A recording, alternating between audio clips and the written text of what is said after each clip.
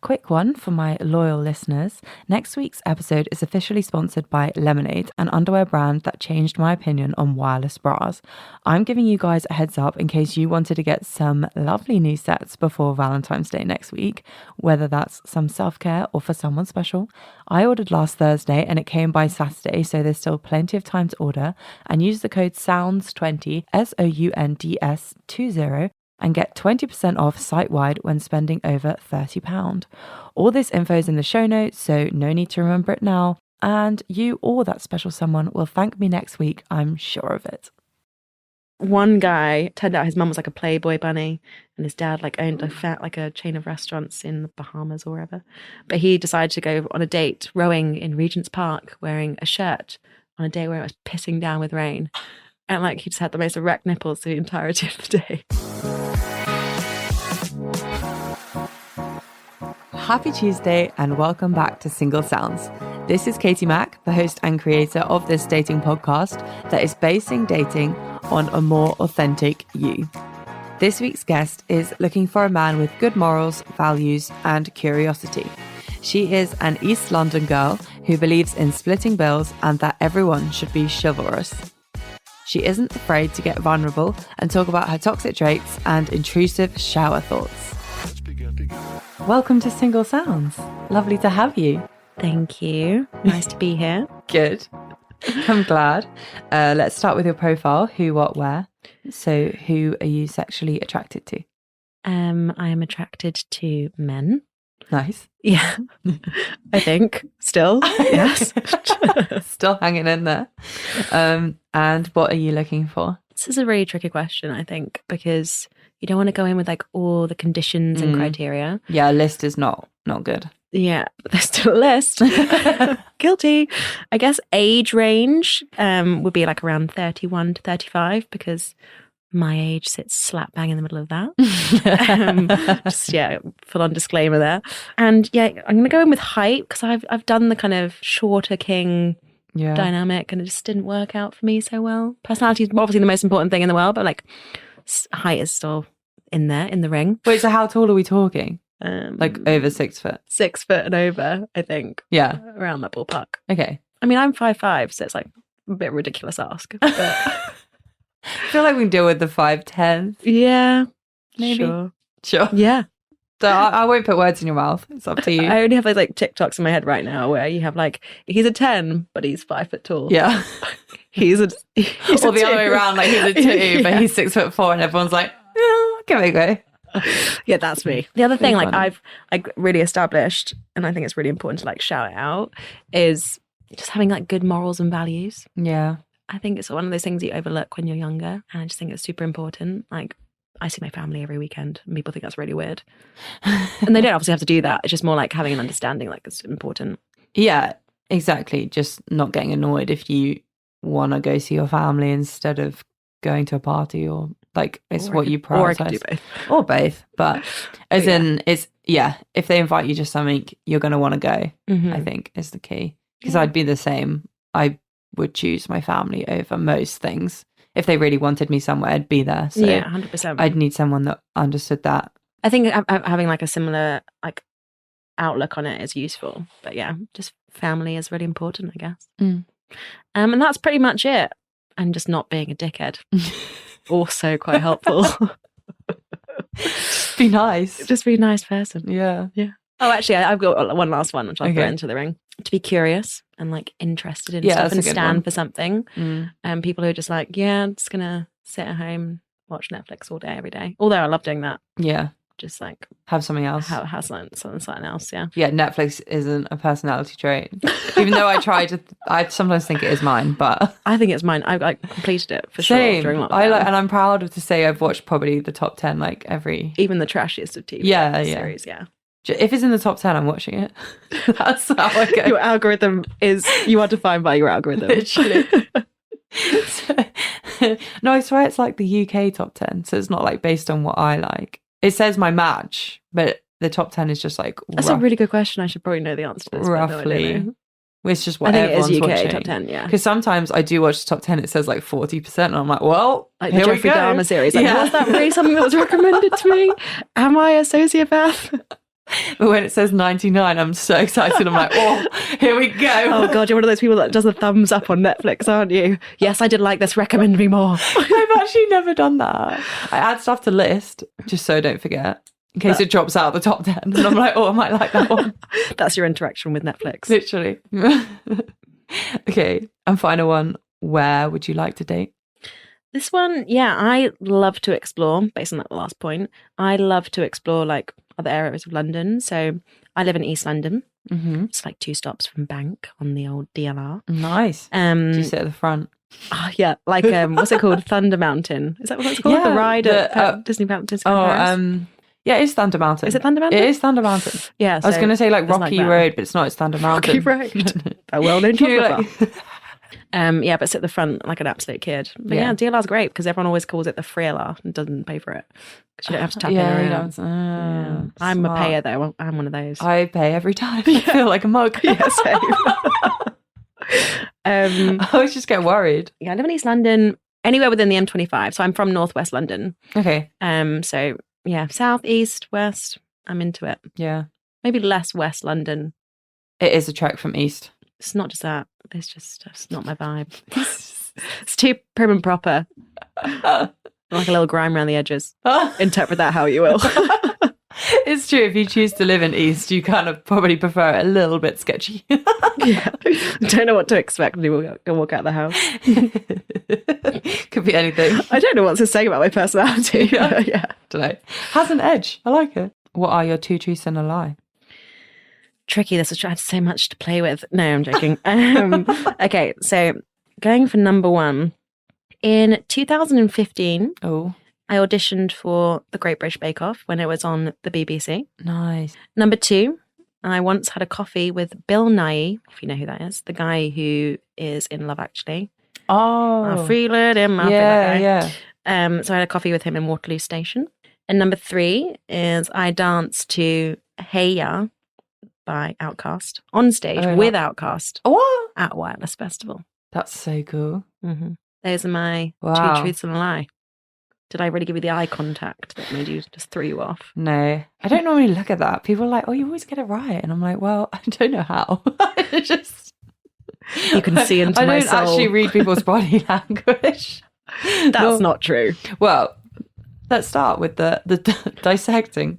Normally, the celebrity ones are a lie, but yours was quite low key, like a coffee. Yeah. It's not like crazy. The Outkast one.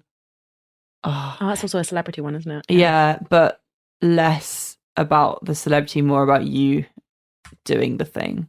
Do you know what I mean? Sure. Like being on stage. But that could have been with someone else. That's why those are tricky. You're really breaking this down. I like it. Yeah, I have to. Otherwise, I don't get it right. And the first one, auditioning for Bake Off, I myself have auditioned for lots of silly things, like X Factor. Did you actually? Yeah. Did you do the singing on the Star? No, I didn't get that far. I really want to get this right, but I don't think I am. I'm going to go Have faith in yourself. Outkast is a lie. No, it's true. You got it wrong. Did you do that on purpose? No. Okay. I always try and get it right. Yeah, always a winner, but not this time. So yeah, the actual lie is me having a coffee with Bill Nighy. Oh, but what's funny about it? So close to going for that one. Is he actually asked, and I said no, turned him down. Stop. Yeah. So it could have been true. Could have been true, but it was so far from it. Why did you reject him? Because I was in a hurry. As in, were you already with him? No, I was just walking through Waterloo because I used to work down there. He was like, "Would you fancy a coffee?" I just bumped into him. I was like, "Oh, you're Bob and Bill Nighy." And he asked me if I wanted to go for a coffee. And I was my like, goodness.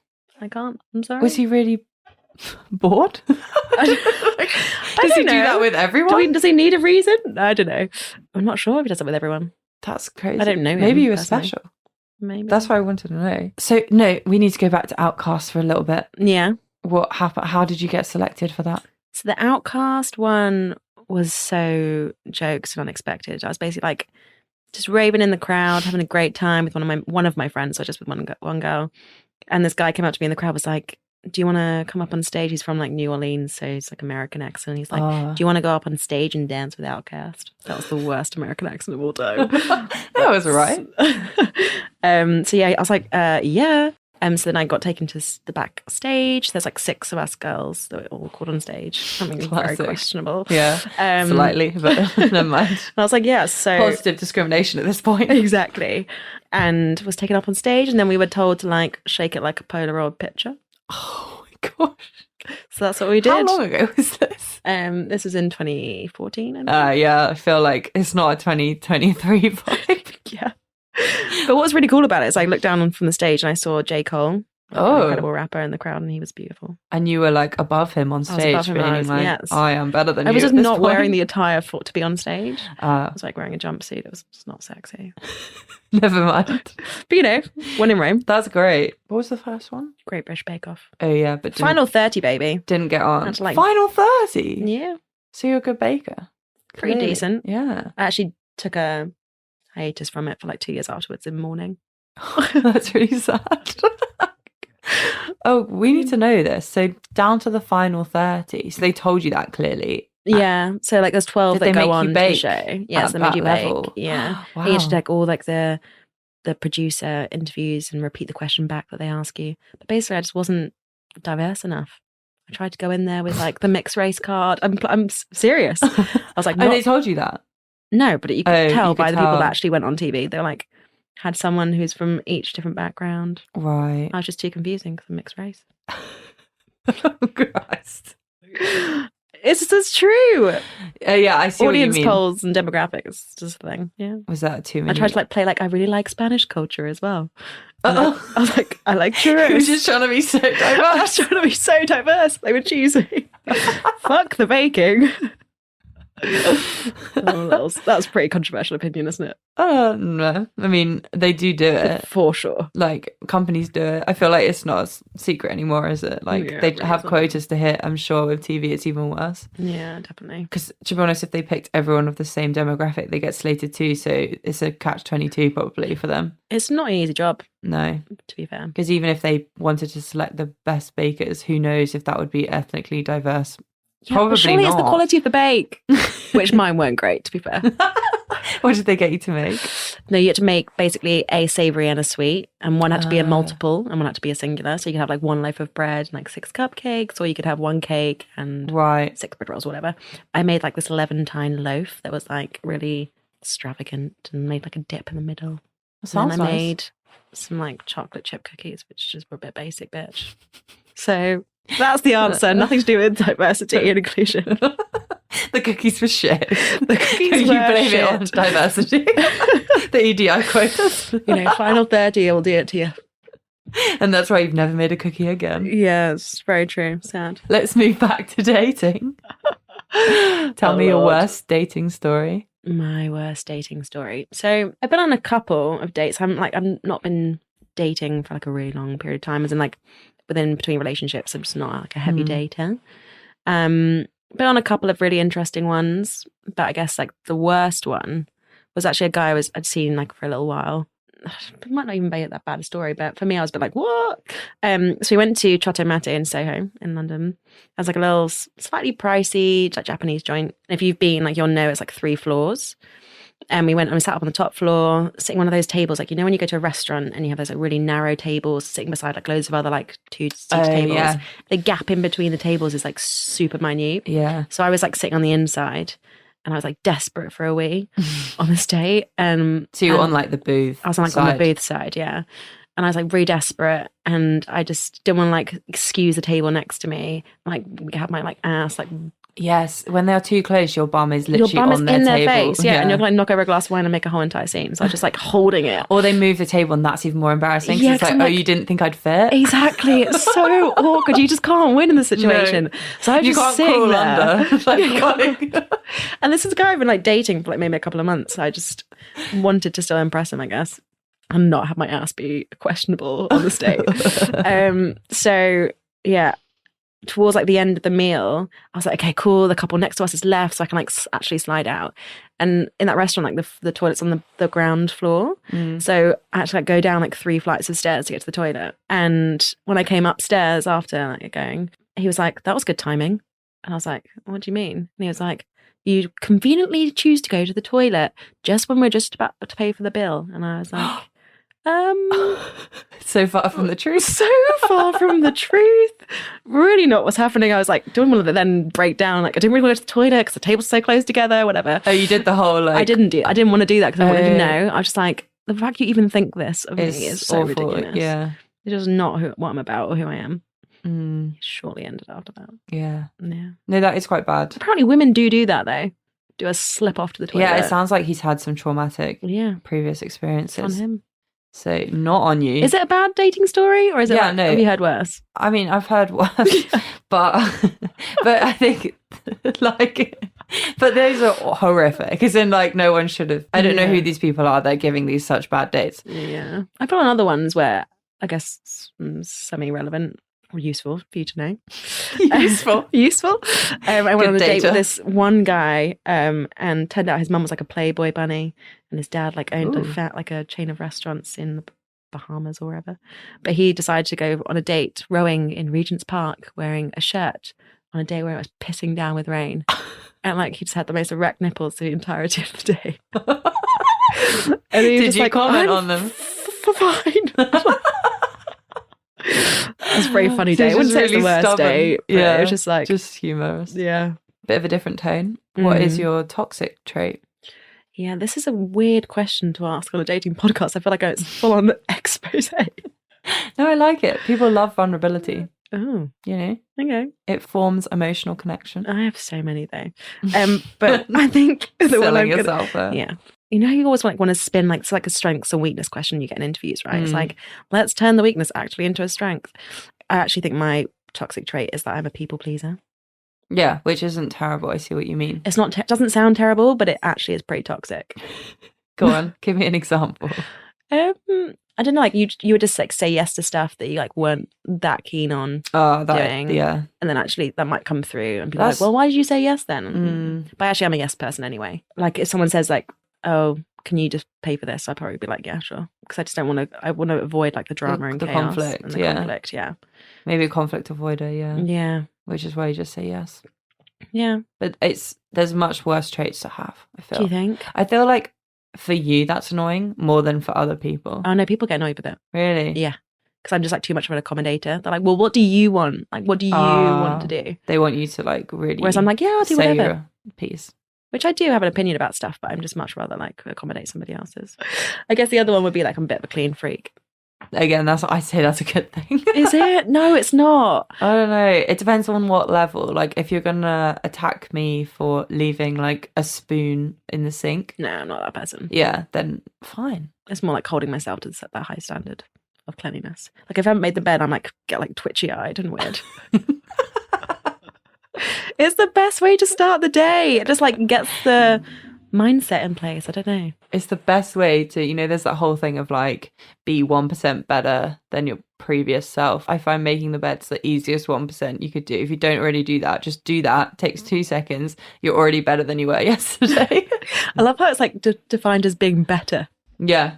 For all those out there that aren't making their beds, be better. Be better. Do better. Try harder. Okay. What about your most controversial opinion? Now, this is pretty controversial, and I can just feel like people are going to come out of the woodwork and it's going to cause some sort of like online beef. Oh, gosh. So, you know how it's like this whole popular opinion at the moment, like where women keep saying like chivalry is dead, and then men say chivalry is not dead. You say that it is and it's not. I just don't really like the fact that it's largely applied to men for women, as in like men are chivalrous towards women. I just think everyone should be chivalrous. Okay. I just feel like everyone should be kind, because that's like actually the Oxford Dictionary definition of it. Yeah, isn't it? It's not gender specific. Yeah, and it's weird though, because I can open the door for myself. Although it's nice for people to do it for me, I don't feel like they should have to feel that way, but that's just me. But yeah, like also that when it comes to paying for bills, and I know there's a big like divide in terms of this opinion, like whether a man should pay on the first date or a woman should pay. I don't know, I'm just deuces always. But then you can also bring in the opinion of like, you can get really political with it and talk about like the income gap between gender pay gap between men and women, and it gets like way more complex, so I just don't want to say that one. But yeah, something actually really weird happened to me on Instagram recently, which I don't know, it's not really related to any of these questions, but I was going to tell you anyway. Okay. Some guy slid into my DMs, random guy, asking for feet pictures. Oh, actually? Actual feet pictures. How much was he going to pay? I had to like really go into the details, and he was like, for a collection of feet pictures, you pay £10. I was like, £10? That's not very good. I was like, what are we talking about? A collection of pictures? And he's like, from the top. I had a full blown conversation. I was like, Is he going to entertaining it sell just them for on like OnlyFans, so? I had no idea. I was like, why don't you go on Google? And he's like, if you saw it came up on Google.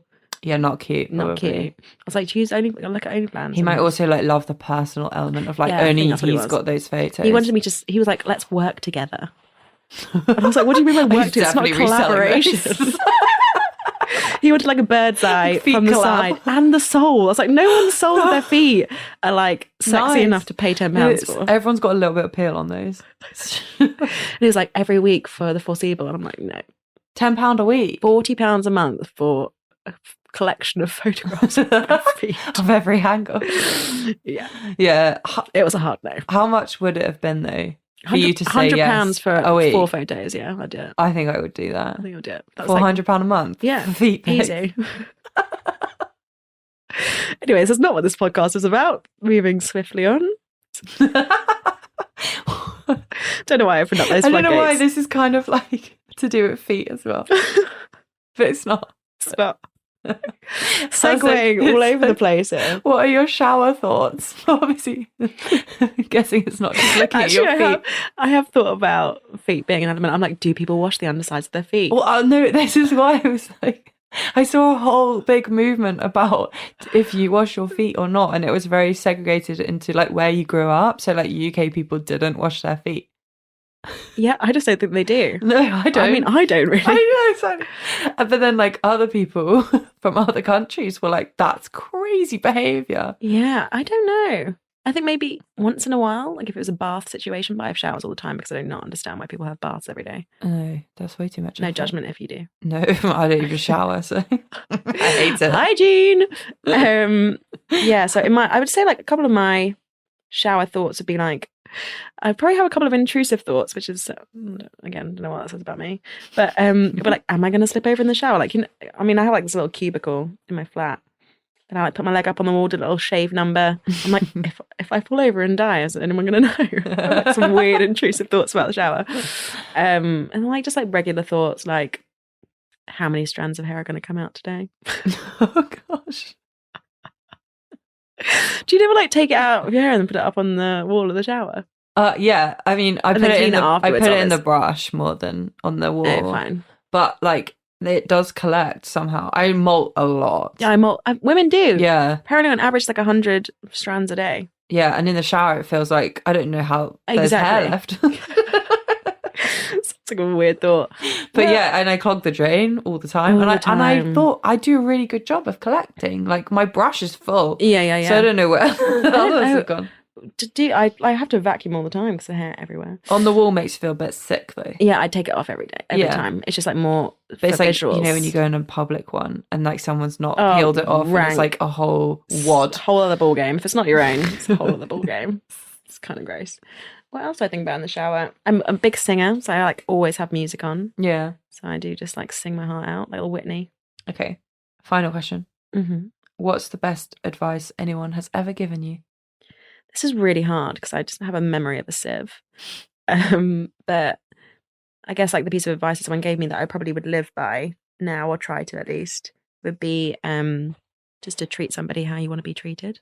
Yeah, it's good. Doesn't mean that I'm always like perfect or kind, but I fuck up all the time. It's a good thing to remember in the back of your mind though, being like, would I like this? Yes or no? Yeah. I think like in the dating game especially, like I'm used to be really bad at being late all the time, really bad trait.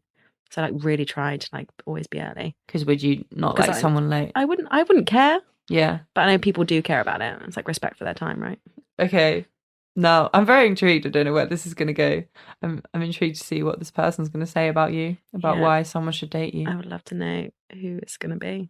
And what they're going to say. I gave you a real litter of people. They could all give you like real bad scoop on me or really great things. Or lovely things. And people don't say nice things to your face all the time. So it's going to make me feel really uncomfortable. So, one of my oldest friends, we'll call her Teach. She's a catch. Funny, compassionate, and always up to something surprising, including this podcast. From living outside of the M25 to now living inside the M25, she's pretty well travelled. And don't let her accent fool you. She's an edgy resident of Eastish London, or maybe just never leaves Shoreditch House. I actually can't be certain. And she's a looker, guys, from head to apparently her toes, as evidenced by the rando who has been directly messaging her sporadically for a year now, offering big money to buy photos of her feet. She's also the most considerate person I know. The type of person who will ruthlessly and systematically roast you and all of your friends throughout a night, but come the next day, check in, riddled with guilt, to see if you were offended and semi-apologise. Speaking of roasts, she's an incredible cook and host. If you prefer your tacos Guatemalan style, this is the girl for you. But be warned that sourcing the ingredients in the pantry will require visiting independent shops that extend from Belize to Barking. So although her food won't kill you, the shopping trip might. You should also know that there's another guy on the block. His name's Barry. He runs a couple boot camps. She can do more pull-ups than you, and she won't let you forget it. Finally, she's a triple threat. Her singing, dancing, and acting are all threateningly terrible. But she knows the lyrics to every song, can set up a healthy 2-meter perimeter with her shadowboxing at the center of the dance floor, and she's genuinely a straight shooter. No acting, no pretense. She is as honest, kind, and open with those she's known for years as those she's about to meet for the first time. So, give her a call. She's worth it. But I'll also throw in a pizza. Bye. Wait, what was the end? I'll also throw in a pizza. He's incentivizing the listeners to go on a date with me. Okay, now that's tragic. So he's going to buy the pizza, is that what he was saying? Yeah. There you go, everyone. You want free pizza? If you're interested, great, but there is a pizza on offer for you. Funny. I've never had anyone do that. That's not the end. I went, I'll pay you to go on a date with her. What the fuck? I was like, he's providing the pizza. You should have provided pizza for this recording. I should have bought some pizza. Yeah, that would have been really fun. Oh, I'm sorry. That's fine. No, you don't. Bringing food's not a requirement. I feel like it is now. Yeah. Everyone's I gonna do feel it. like, I don't know, if anyone dates that guy, they just need to get unlimited pizza. He has nothing to do with pizza. It's not like Italian or anything. It's just so rogue. Such a random offer. I thought you might have been like, he works at some place to do the pizza. He is the but- owner of Franco Manco. Yeah, that would be cool. That was really sweet. It was nice. Really like heartfelt and well-rounded. I Mm. feel like a lot of effort went into that. Okay, final round, this or that. Are you decisive? Ooh, no. Like, Yeah, that was way too long. way too long. Yeah, so much hesitation. Am I? I don't know. I just like to hash out all the options, you know. Would you rather have the shits for a month or take one bite of raw animal brain? Ooh, shits for a month. Yeah? Yeah, for sure. Would you rather go to jail for 4 years for something you didn't do or get away with something horrible you did but always live in fear of being caught? I'm going to go to jail for 4 years. Yeah. Yeah, because I would just live in fear. I'm quite good at like compartmentalizing stuff in my brain, being like, you know when you say something that's not true, like someone says to you, have you seen Mean Girls? And you're like, yeah, even though you actually haven't. Yeah. And you just keep saying yeah, and you start convincing yourself. So I think like option B, there is potential that you could just like convince yourself that you actually haven't done it. Oh. And that sounds like really weird and psychotic. But if you just keep telling yourself like, no, it didn't happen, it's all good. Yeah. Then you just live in denial forever. So maybe there's potential for that. But I'm going to go with A because I think you could like, prison could be like a little badge of honor. Maybe like form out a little network of people. Like the people you'd meet in there would be so interesting. I'm there for the intrigue. I know. I've said this before. I think I'd lose weight. I think I'd get really fit. I think I'd take some fun classes. Yeah, I think I just watched too many like prison related films where like you build out this whole I network feel like of it's not people. that good. But like, Maybe I'll be like discover my rapping talent and be like Tupac.